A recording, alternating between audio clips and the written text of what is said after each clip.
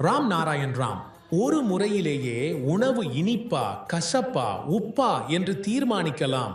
உன்னுடைய உடலிலும் அத்தகைய ஒரு கருவி உள்ளது. அது அனைத்து விதமான சுவைகளையும் உணரச் செய்கிறது. உன்னிடம் அனைத்தையும் பார்க்கக்கூடிய கண்கள் இருக்கின்றன, அனைத்தையும் கேட்கக்கூடிய காதுகள் இருக்கின்றன. இந்த புரிதல், இந்த அறிவு, இந்த புலன்கள் முழுமையான உருவமாகவும் விதையுமாகவும் உள்ளன.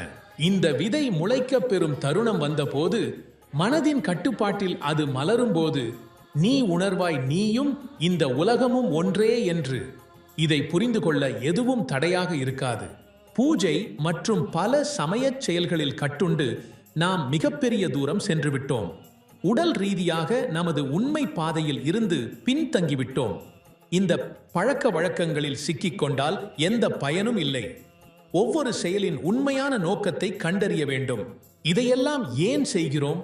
இந்த விதிமுறைகள் எதற்காக? இதற்கான பகுத்தறிவும் அறிவியல் அடிப்படையிலான விளக்கமும் அறிந்திருக்க வேண்டும். உணர்வு இல்லாமல் ஒரு கல்லை நோக்கி புலம்பினால் அது பதிலளிக்காது. உன் உள்ளுணர்வை புரிந்து கொள்ளாமல் அந்த கல்லிலிருந்து எந்த ஒலி வராது. இந்த விதிகள் ஏன் உருவாக்கப்பட்டன என்பதை நமக்கு புரிந்து கொள்ள வேண்டும்.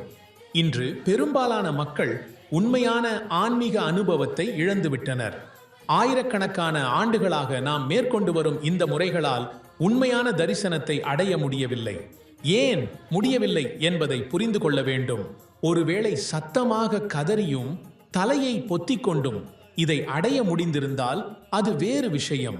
ஒரு துன்பத்திற்குள் ஆழ்ந்துவிட்ட மனிதன் சத்தமாக அழுகையிட்டாலும், கடுமையான துயரத்தில் இறைவனை அழைத்தாலும், அவ்வளவு ஆழமான சமாதியில் இருந்தும் கடவுள் தோன்றுவதில்லை. தனது மகனை இழந்த தாய் தந்தையர் அழுகையால் கண்களை கோளாறாக்கிக் கொள்கிறார்கள். அவர்கள் மௌனமாகி விடுகிறார்கள். ஆனால் அவர்கள் அழுகையால் எந்த பதிலும் கிடைக்கவில்லை. பேய்கள் தோன்றவில்லை.